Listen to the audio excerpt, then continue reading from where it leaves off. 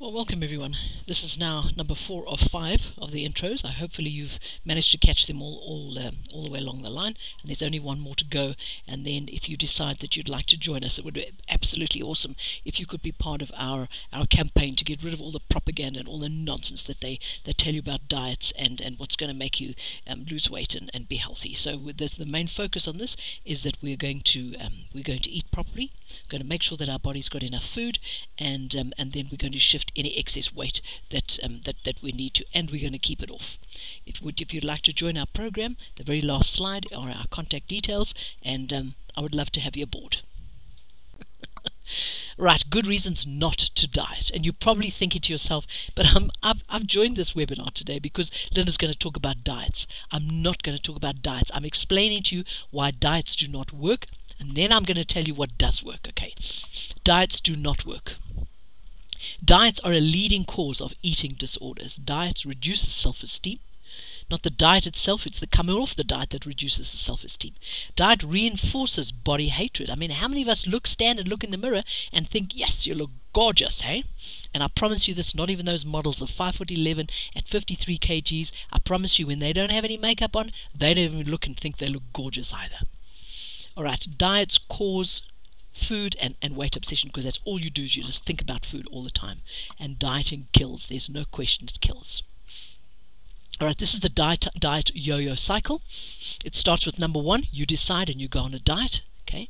Number 2, what happens is your body, you'll have an initial body weight loss, but then your body thinks that the famine is coming. So what does your body do? Because you know what, guys, your body has one function, and the one function is to keep you alive. If you threaten to starve your body, it's going to go into starvation mode. And I'm sure everybody has heard the word metabolism. I almost never got it out there.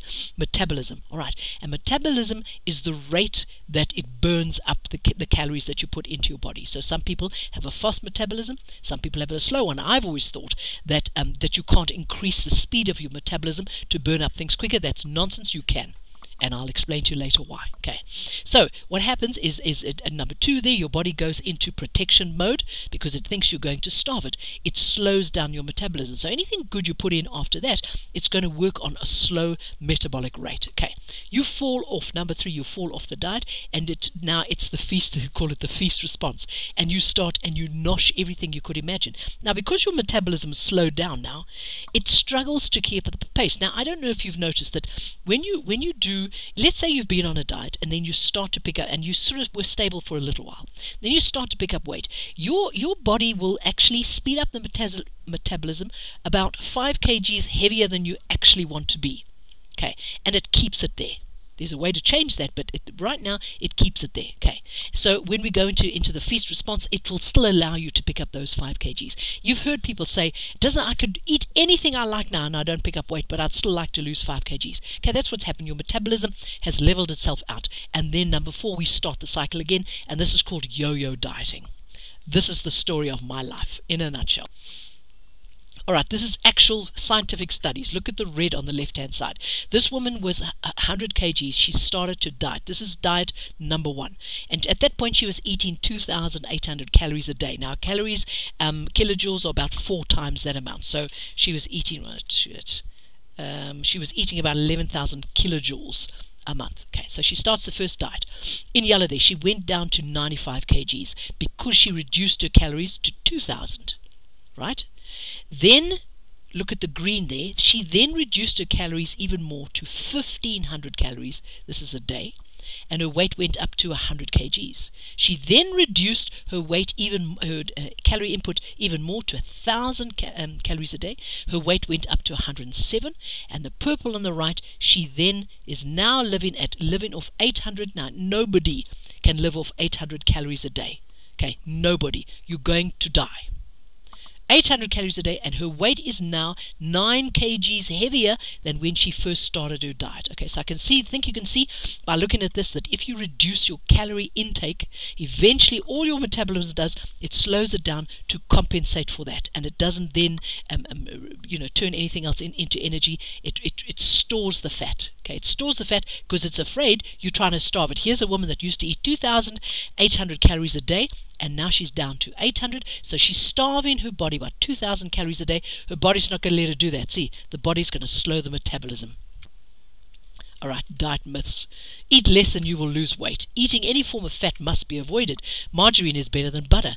Foods labeled as low fat will help you slim. You must exercise at high intensity to lose fat. Skipping breakfast is good for you, because that's the thing. If you skip breakfast, then you're probably not hungry by about 11 or 12, and you think, well, I may as well skip lunch as well.